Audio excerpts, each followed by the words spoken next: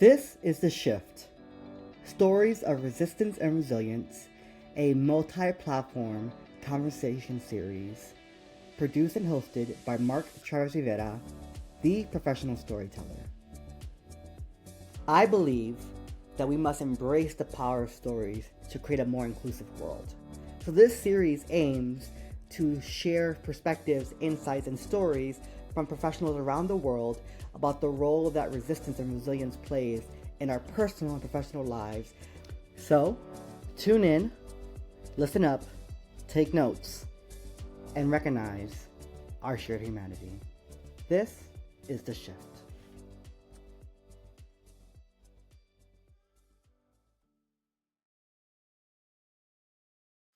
Hello, hello, hello. Welcome, welcome, welcome. This is The Shift. I'm so glad to be back. As you all know, my name is Mark Travis Rivera. I'm the CEO and founder of The Professional Storyteller, where I embrace the power of stories to create a more inclusive world. I am a femme disabled Latino based in Atlanta, Georgia, by way of my Jersey roots. And I'm super, super thrilled to be back with another great conversation around what it means to be resistant and resilient in a time that we're living in right now. There is so much happening in the world, and there is so much discourse going on that I wanted to create a space for people to be able to share their experiences, how they endure, how they get through difficult moments. And this feels like probably one of the most difficult moments in my lifetime, in my 34 years of life. And so I'm here to have more and more conversations to inspire you, to empower you, and to equip you with information you need. And so, if you are enjoying the podcast or the vodcast, if you're watching it on YouTube, be sure to share this with your friends, family, colleagues. Be sure to like, rate, subscribe. All of those things help us grow our reach and grow our audience. This podcast is at no cost to you, but it's not free for us to produce. So please be sure to support. Don't wait till I become somebody big to want to support me. Support me in the beginning where I am now. And so, with that said, I'm excited to begin today's conversation. I'm a little nervous, more nervous than usual, because oftentimes when I interview people on my podcast, I have some kind of relationship to them or know them more intimately. And so, it's been a while since I've interviewed someone I don't know at all. And so, I have a little jitters, but it's exciting jitters. It's like excitement to like meet a new person. So, today's guest is the one and only Dr. Maria D. Flowers, or Maria. I'm going to say Maria because I'm very Puerto Rican in that way. Dr. Maria D. Flowers writes, speaks, trains, and consults on issues concerning health equity, patient safety, and social determinants. She is the CEO of Maria D. Flowers and Associates Consulting and the founder of Safer Healthcare for All, a nonprofit organization dedicated to empowering the patient's voice for safe and equitable healthcare. Maria earned a Doctor of Education's degree from the University of Southern California and has over 20 years of experience in healthcare administration. And she is my guest today on The Shift. Welcome, Dr. Flowers. Thank you. I'm so happy to be here, Mark. So pleased to be here. Thanks for having me. Of course, listen, anyone that Dr. Carrie Yazid recommends is a no-brainer for me. I said it to you off air. I'll say it to you on the air. I absolutely adore Dr. Carrie. She's one of those people that you just want to go to the end of the earth for her and ride with her because you just know she's such a good human. And I'm so excited and honored to be in your presence, Dr. Flowers. And so I read some of the things that we talked about in your professional bio, but I always ask my guests this: who are you outside of the professional highlights I read in your bio? Yeah, so I'm a lot of things. I feel like I'm very multi-dimensional. I've gone through a lot of different eras in life. But at this stage of life, outside of the professional things that I do, a lot of my time really is dedicated to being a wife and a mom. Just plain old, wife and mommy sitting in the car line. Um, That's me right now in this phase of my life. Yeah. I have a 11-year-old son, and he keeps me busy. And that's a huge part of my life. And also, as I shared with you, a big part of my life, and I'm sure we'll get into when we talk about, resilience, is, my faith, my walk, and my belief in God that is really um been a huge part of my life and has helped me even be here to be able to speak with you today at this moment. So that's me. That's who I am. I love that. Thank you for sharing that. And I also am a person of faith, and so I appreciate you sharing that with us. Um, we ask every guest this next question because I think it's the core of the podcast, which is why it's the second question I ask. What is your personal concept of resistance and resilience? What does it mean to you? Well, it means a lot of things, but one thing that I feel it means is being grounded. I think especially in times like this, it's easy to waver your opinion or waver your stance with certain things politically, in your religion, your faith, how you walk your everyday life because so many things have become, taboo at this moment. And so I think sometimes just being unauthentically yourself, even and especially when it's not popular, that's a huge part of being resistant. And Yeah, right now, being authentic, yeah, and being authentic is activism really right now, to be honest, depending on who you are. And then for me, I think that me being myself helps me be resilient because anytime through all the ups and downs of life, staying true to who I am and my core values and my purpose has always gotten me to the next level. And so being grounded is very important right now for both of those things. yeah, and I think so. What I'm hearing you say, and I just want to be able to recap it for our audience, is that be grounded in the truth of who you are. Yeah. Be grounded in the truth of who you are, and no matter what's going on around you, stay anchored in your truth. I love that. Amen. Yeah, I love that. Thank you for sharing. And so I have to ask you this, and I asked you this question in the backdrop of what's happening with reproductive and gender affirming healthcare, and we know that people have died with the overturning of Roe, and we know that those deaths, those people who have experienced trauma or have lost the ability to reproduce because of the lack of access to reproductive health care. I know for a fact that people not having access to gender affirming healthcare is going to cost lives. And we are seeing a major rollback of what I consider health equity. Um, why should this concern all of us? I think that sometimes when you don't think, well, I don't have a uterus, I can't get pregnant, or I'm not trans and I don't need gender health care or gender affirming health care, right? But it's bigger than that. Why should this concern all of us? You know, I'm sure there's a quote. I can't tell you who said it, but I know that when there's something that impacts or affects the least of us, then at some point it's going to impact the greatest of us, right? Hmm. And in my mind, I think when I see all of these things happening, um, it's just so much. And right now, to politicize everything, it has a boomerang effect. So when I change laws, I change policies to fit what I think is right in my mind, or in my eye. Um, that alternatively gives the other side of whatever is contrary to your beliefs, when they get into power, because at some point they will, the opportunity to do so as well. And so the thing about freedom is you have to allow people to be and do and express however they are doing it, Yeah. even if it's something you don't like or don't agree with.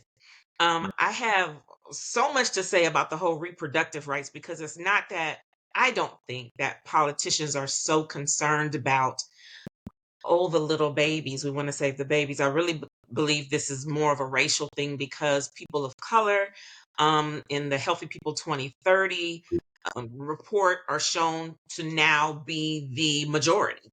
And Yeah. so it is a way of saving um, the white race. Yeah. And so that is where I believe that stem from, that fear of, oh no, now the minorities are going to be the majority. Now what do we do? So Deport deport them. You limit their rights and their freedoms, and you target them. And and I say this as a Latino who is Puerto Rican. So my family have been U.S. citizens since the pass of the Jones Act in the 1900s. Um, you know, I saw the overturning of Roe as the beginning of the end mm, for our freedom in terms of our bodily autonomy. And so I knew the moment they were able to overturn Roe that that was just the beginning. I yeah, knew that it would mean that um, he would push the bounds, that the Conservative Party would push the bounds of what they could do to our bodies. So we can disappear people now.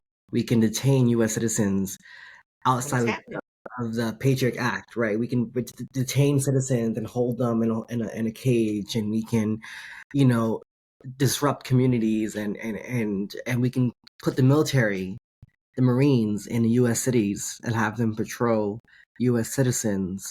Yeah, Um, right? This idea around, and this all goes back to power, right? The idea of having control over a woman's body, having control over trans people's bodies and queer people's bodies, having control of black and brown bodies, right? And where we can go and how we can move in the world. So I already saw this coming. I just couldn't see it coming with the ferociousness and the speed in which it's happening. I think that is the anyone fact that we're did. only 6 months into this administration is baffling to me. Did that surprise you as well? Um, yes and no. I think Yeah, the the speed definitely. speed is what caught me off guard, because it was like, whoa, wait a minute, what's going on? Yeah, Um, but I knew it was coming. I saw it coming. I saw the train coming, but I yeah, didn't realize it was moving this fast. And who knows in the next 6 months, by the end of this year, where we will be. And we've got to do something. I don't even know how to even stop the train at this point, to yeah. be honest, because it's moving so fast. And it's doing a lot of damage. Yeah, I agree, and yeah, you're right. I'm not surprised at what's happening. I'm surprised at the speed in which it's happening. And I think, but going back to that question, why do you think this should concern all of us when we're losing Yeah. access to health equity, when our health rights and our bodily autonomy is being stripped from some of us? Why do you think it should worry all of us? Besides the fact that the least of us to the most of us. Yeah, because I mean, I know this sounds kind of trite, but we are all connected. I mean, I can't, in my mind, in my right mind, treat someone else wrong or deny someone whatever the care it is that they need for their health, and not think that in some way that's not going to come around and impact me in some kind of way. It may not impact me, maybe it may impact my children, maybe my grandchildren, who knows? But I just think that when you set forth that kind of restrictive policy making that's very one-sided, it at the end of the day, it winds up impacting all of us. I don't know what their I don't know what their end goal is, or maybe I do. Maybe I'm just scared to really, realize that the end I goal think is you to just said it. eradicate Yeah, I think you said it any earlier. diversity at all. Yeah, you said it when you said trying to preserve the white race. I think that is Yeah, because the only way you can preserve something, right, is to get rid of things that they feel threatens the are preservation of that different. thing, right? And Hmm. so, just like a gardener picks out the weeds and kills, you know, puts on pesticides and do what they have to do to protect the garden, right? That's kind of what's happening. And I hate to use that kind of metaphor, but it feels like they are trying their hardest to redo America in its whiteness. But America was never white. Like this native land was never white. And It so was it, never ours. it was never ours, right? And so it is it is both deeply troubling, but I think what concerns me more, I think, is to this point of like there's so many of us who are doing this work who are kind of stunned. I mean, I think there's a bit of overwhelmness. That's part of their strategy. There's a bit of like, well, now we got skin folk who ain't, doing Well, their we've part. always had that. Right, right. And now they're just sitting back like, well, we didn't vote for her and we didn't vote for him, so whatever. Mhm, And mhm, that apathy, right? And the lack of recognition of our shared connectedness, what I call our shared humanity, mhm. I think is going to be the thing that disrupts our democracy forever. Until we as a collective don't stand up and say, together we are stronger, together we are America. This is America. Honestly, I think and I hate to be this pessimistic because I'm normally not a pessimistic person, but I really believe that our democracy, as we have always viewed it, is no more. Yeah. Um, I don't know if today someone in their right mind were to step into that office to try to reverse the things that have taken place. It would take forever. It's like using a wrecking ball, against, one of the biggest buildings, that you've ever built. I mean, you can knock that thing down in a day, but to build it back, what is it gonna take? To put that infrastructure in place, to build that back is gonna take a long time, and it's gonna take a lot of people getting on the same page to do it, and we're not on the same page. So, I don't even know when this will get back to anything that resembles what we might have thought it should have been. Yeah. And I think you're right. I think it is sad to say this, and I think you're right. I think we've been tiptoeing around saying this, but I don't think we no longer live in a democracy. I think No. we are No. heading into an autocracy. I actually haven't said that, and it kind of makes me emotional to think that because I think about the fact that people like me and you would not be where we are right now if people didn't endure, if people didn't fight for our rights. And to see so many people be apathetic, to see so many, and rightfully so, right? Mhm. Listen, 97% of black women voted for Kamala Harris, 92%, right? 92. A lot of folks try to save us. Black women have constantly been saving our asses. Are we tired? And we got tired. And so that level of apathy makes sense, right? But it's the people who haven't been doing the work that are being apathetic that pisses me off. I'm just like, why are you being why are you Because no one thinks that what's going on is actually going on. People are very distracted oof. by all the things that are going on in the world, and until it knocks on your front door, it doesn't bother you. People don't, well, now I've heard people say this, well, people get laid off all the time. People get laid off all the time, but and especially black women are getting laid off in droves. I know some very highly qualified women. I know some very highly qualified men, people in general that are like desperately looking for jobs right now because they've lost their good government jobs that they were told from a little kid to get and hang on to. And now they're out here trying to compete with, either younger people or people that are just coming out of school and don't even know, what to do. I created this thing called Safe and Equitable Spaces in January before the inauguration because I was just like, something feels off. And to kind of give new graduates an opportunity to have some exposure, to be able to do some research that may not be funded anymore. Yeah. And the response I got from that was just overwhelming because people are, just at large, they're in a state of panic, Yeah. right now. But unless it has knocked on your door, right, oh, it's not going to touch me. It's not going to until it does. Until it does. And I can't tell you how many people in my life, because listen, I've been ringing the 5 ring alarm since forever. And I remember having a conversation with my Afro Latina sister who said to me, Mark, Trump's gonna win because I've never been to the hood and seen so many Trump signs in my life. So once the hood starts putting up Trump signs, we're in trouble. And I was like, damn, girl, you're right. But then she was like, and I was telling her my concerns, like, oh, you're just being, you're being dramatic, Mark. Just wait, it can't, he can't do certain things. And 6 months in, I'm looking at her like, am I still being dramatic or do you feel concerned now, right? And then there is still a layer of her own privilege, right?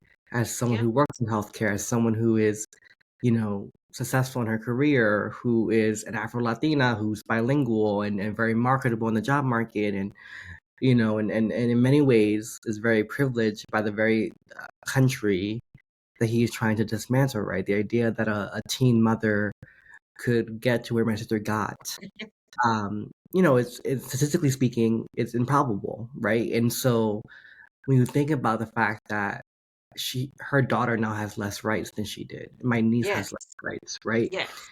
And and my niece has just graduated college and is trying to navigate the job market. And I warned her, I said, listen, the first 6 months after you graduate college is going to be the hardest 6 months of your life because Mhm. everything you thought you knew about yourself, the big student on campus, all straight Yes. A's, honors this, Out honors the door. that, all that shit don't matter No. once you get into the not the real world, once you get into the world where you're no longer seen as a child in an adult body, but an adult, Mhm. right? One of my Mhm. mentors, Janine Deloach, one of my favorite humans in the world, she says, college is the last time that you will be treated childlike in your adult body, right? That Mm. once you leave this university system, this university walls, your childlike ways of being treated are over, right? Mhm. I think so many people are not prepared for that transition. And as a first gen college graduate, I was not prepared for that transition.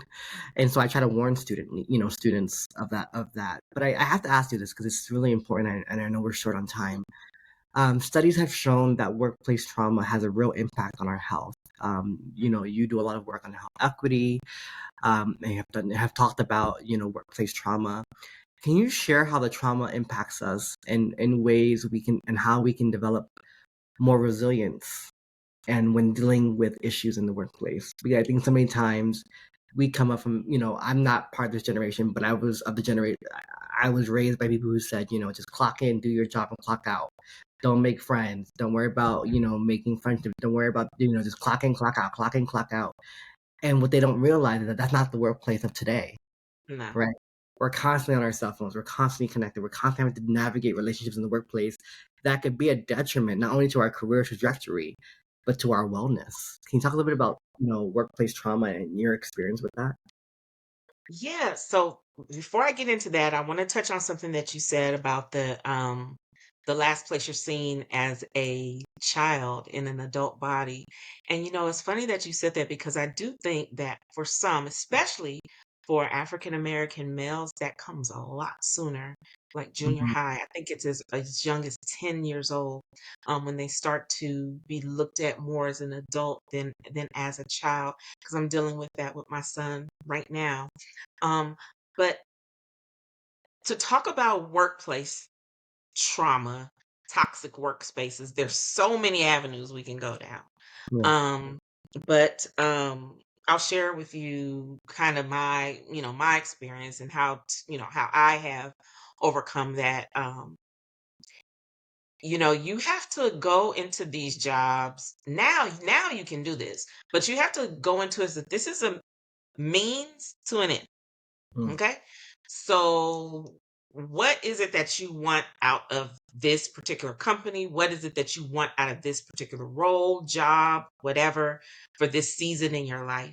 And maximize that and go into it with that in your mind and try your best to block all of it out. I think those, and I don't know what Gen Alpha or Z or whatever it is that is coming up now into the workspace. They're entering into this remote space where the lines from where you clock in and clock out is very blurred. It's like you roll Yeah. out of bed and you clock in Definitely. to your laptop and then you clock out and you roll back into the bed. So everything is very blurred, um, as far as the line of demarcation as far as work is concerned. But you have to remember who you, again, back to be grounded in who you are, stand firm in who you are, and realize when the space isn't meeting your needs anymore, if it's not serving you anymore, or if it is detrimental to your mental and physical health, then it's time to make some changes. And I came from, I might be a little bit older than you, but I came from that generation. It was like, get you a good job, get a good job with a good company and get there and you just stay there and you work as hard as you can and you do above and beyond and you'll get promoted because you're working like a mule, and that's where I came from. And so I always did that. I wanted to come in, I wanted to be, stand out, I wanted to be, perfect with my work product and everything. And that did not get me where I thought that it was going to get me. It actually got me used and walked over and Mm. abused, and it set me up to be in some of these toxic work environments. So I think it's the mindset in which you go into these corporate spaces. Look at it like, what do I need when I walk out of this door for good? What is it that I need to get from this corporate space? And make sure you get it. And if you're not going to get it and you can't find a way to get it, especially if it's detrimental to your mental and physical health, get out of there. Get Like out of as there. soon as. Yeah. And I'm a millennial, and so we are, I think, from the generation after you. And it's the idea around we don't need to stay at a company the rest of our lives. And I think for a long time, your generation was taught that you stay at a company for 10, 20, 30 years Mhm. and you retire and you're lucky if you get a nice watch or a nice plaque for your decades longs of service to a Yeah, company that has made billions while paying you pennies to the dollar of what they've pennies earned, on right? the dollar. Mhm. And so I got to this point in my life where I thought I was getting higher education the rest of my life because I loved working in higher ed. I loved communications and marketing. I loved working with student leaders and developing people and building community. And I realized that God's calling for my life was greater and larger than any one role could ever fulfill. Yep. And he had told me to launch because I had been doing the professional storyteller work for over a decade on the side while working a 9 to 5. And he had put on my heart in 2020 at the height of the pandemic. It was like July. Everything in California was shut down. And he was like, go launch the Mhm. professional storyteller. Mhm. Go build the kind of job you'll never find anywhere else. Go do that. And I was like, you want me to leave my steady, at the time, arts nonprofit Mhm. job where I was making the most money I've made to that date to do what? To do. In this oh hell no, Jesus. I was like, no, God. No, and I'm stubborn. So what happened was the next few years of my professional life were extremely uncomfortable. Mhm. And I experienced workplace trauma from a black woman. I experienced workplace Mhm. trauma from a bunch of white women in DC, right? And it was a bunch of hotmess.coms, right? It And it happened. wasn't until 2.5 years ago that I finally took the leap. And it hasn't been an easy road, Yeah. but it has been the most fulfilling 2.5 years of my life. And this year, in the first half of the year, my business has crossed a six-figure mark. Hey, that's awesome. You know what I'm saying? And so it's like, and it's hard to say that out loud without feeling a bit of shame, not shame, but guilt, because I'm having success at a backdrop of a time of our nation where so much is going wrong, where so many people are losing things. And so I'm reminded, my therapist has reminded me that I can celebrate my wins and be joyful about that and still feel sad and feel upset about what's happening in the world. And I can use my success to help others in bigger ways, that I never imagined possible before. Right. And so it is a weird time to be seeing colleagues and friends shut down businesses and get Mhm. laid off. And I mean, I have one colleague who's a trans, black, autistic man who for almost over a year now, he has is experiencing tremendous workplace trauma. Can't seem to keep, can't seem to stick at a company or whatever, right? And it's like, it's because I'm autistic, it's because I'm trans, it's because I'm black, and all these things. And it's like, yeah, it's a compounded thing. And he's brilliant, Ivy educated, Mhm. brilliant, brilliant, one of the most brilliant people I know. And he's struggling so much, and it's so hard when I see things like that because there is nothing that separates me from him other than I've had opportunities that he hasn't been given, Mhm. right? And when doors were shut on my face, other doors quickly opened, right? And so for me, I recognize my light skin privilege. I recognize, yes, I'm gender conforming, but I'm not trans, so I don't have to navigate the healthcare system in the same way. I don't have to deal with legal documents, making sure that it aligns with my gender identity and my gender expression, right? And so I'm privileged in many different ways. And, I think, what I want to ask you is, how have you endured the workplace Mhm. trauma? Where are you right now with that? Because one thing I know to be true about my own experiences is that the littlest thing can be triggering. And you think you healed from something, and then someone says something, it's like, oh, it reminds you of that boss. Or or more recently for me, I had an old supervisor and I were interacting at a conference where we are now peers. He's not my boss.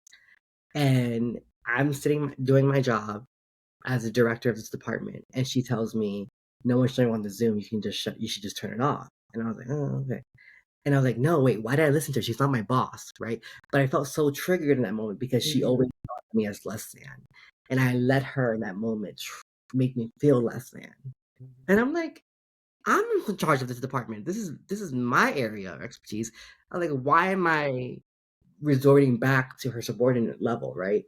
And so, how are you navigating this right now? Well, let me say something first, and then I'm gonna come to it. If I'm getting too long-winded, tell me and I'll hush. But something you said, in your experience, and it ties to my experience. You know, I believe that, the story of the parable of the talents in the Bible, right? I believe that, God puts a lot of different things inside of us. It's not like, um, I'm going to be a lawyer and I'm just going to do this type of law for the rest of my life. While you may be financially successful, what other talents are inside of you that you have not explored or expressed or what have you? And I think sometimes those instances, also the story of Jonah, when the Lord was like, "Hey, go here," and Jonah was like, "Nope." And then he sent the whale and he was in the belly of that whale. And then Jonah was like, okay, well, let me go on and go where you told me to go. I think sometimes God puts us in those situations where we're like, we might not have made those decisions on our Mhm, own to say, hey, let me jump and do this. Like I heard when you were describing your company, like mhm, choreography, storytelling, and all these different ways of expression.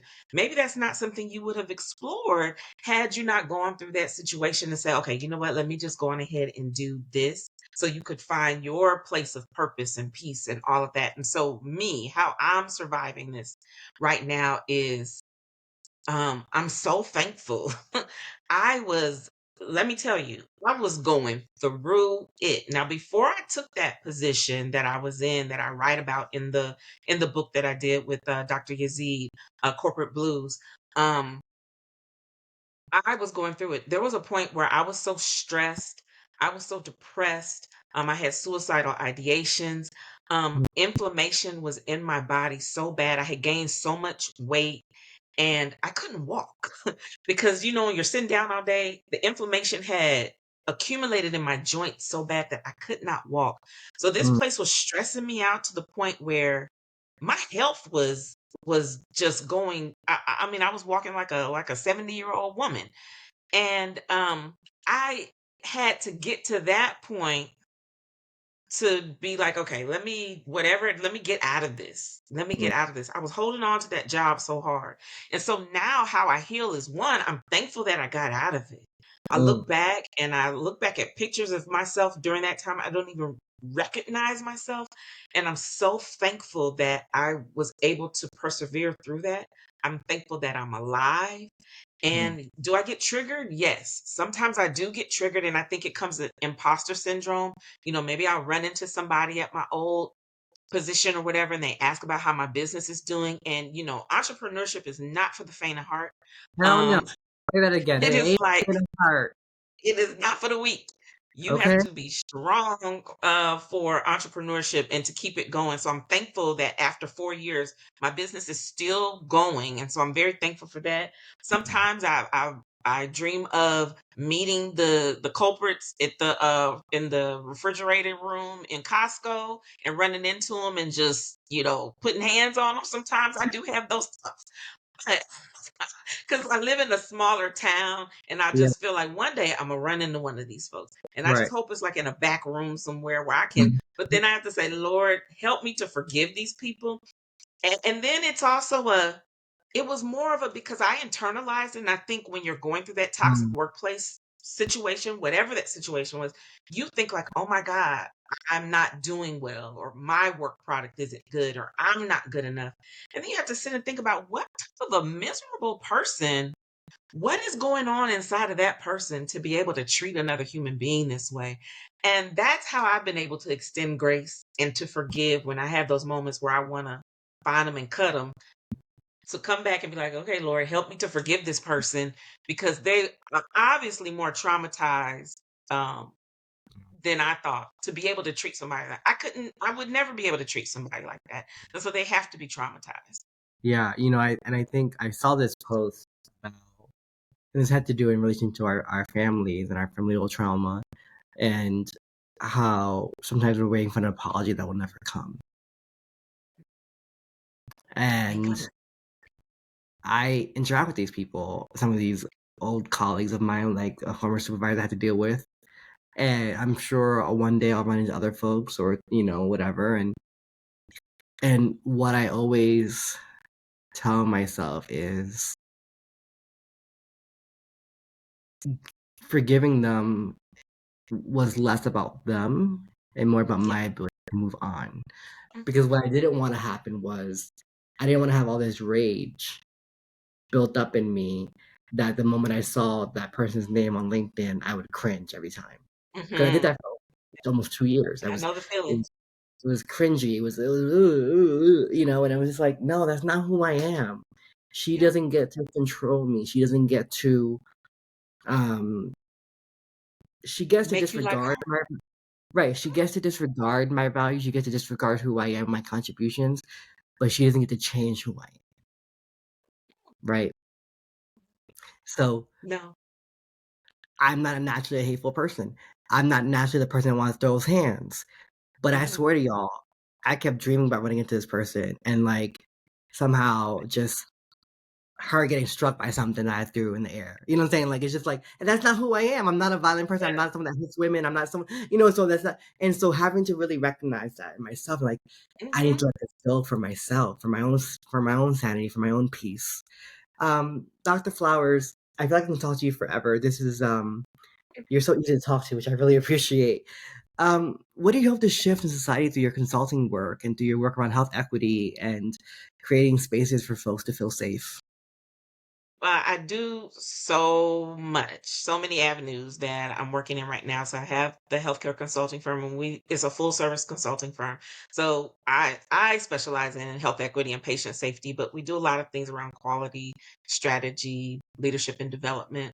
I'm also in my nonprofit. I do a lot of one-on work with people right now. What I'm doing a lot of is someone will call me and say, "Hey, grandma's in the hospital. She's not getting the treatment that she needs. I need somebody to call and advocate for grandma or whoever." And so I do a lot of that work, even to expert testimony in patient safety malpractice suits. I also do that as well. What I do in my research, I do a lot of research on I guess how healthcare organizations are kind of perpetuating this bad behavior and poor health outcomes in their capitalistic operations. And so I Yeah, do a lot of policy writing. I do a lot of writing in that. And I also I love writing. I'm loving that expression. It's very cathartic. It's very I love seeing the finished product as well. So I did the book with Dr. Yazid. I have another book coming out in November, which is another anthology, and it's talking about it's more of a more faith-based book. And then I write regularly for a magazine called Cheryl Magazine. It's a magazine for women over a certain age, and just how we are still thriving and loving life. So I love I'm just doing all the things, and I'm still being mama, and I'm still being wife, and just yeah, loving and embracing who I am and who I've become in this stage of my life. I love that. Bevy Smith iconically said it gets greater later. And so I appreciate that it is getting greater for you later in your life. It Um, is. Thank you. Thank you so much. Be sure to connect with Dr. Flowers on LinkedIn. We have Yes. her email that we'll add to the show notes. If there's any other website or social media links, she'll be sure to send it to us and we'll add it to the show notes, y'all. Please, if you enjoy this conversation, share it with someone in your community and your network. Be sure to like, rate, comment, share, all the things to help us spread the word, because this is a labor of love, but it is a labor that costs. And so I need to make sure that we're seeing a good return on investment of my time and resources, because that's how we do things in the entrepreneurship world. We have to make sure that there's an ROI at some point, right? And you have to be Yep. able to pivot. And so we've been pivoting on the shift now in many different ways. And so I hope more and more people reach out and get connected with you and others and enjoy the conversations. Dr. Flowers, thank you. Thank you for your work. Thank you for sharing your story with us today. Thank you for your vulnerability. And thank you for reminding me that I can love Jesus and still want to throw hands from time to time. That's okay. And that's okay. Okay. Okay. All right, y'all. You know what to do. Be sure to share this podcast episode. Until next time, be well and remember that your story is worth embracing and you are worthy now, not when, not if, right now. Be well.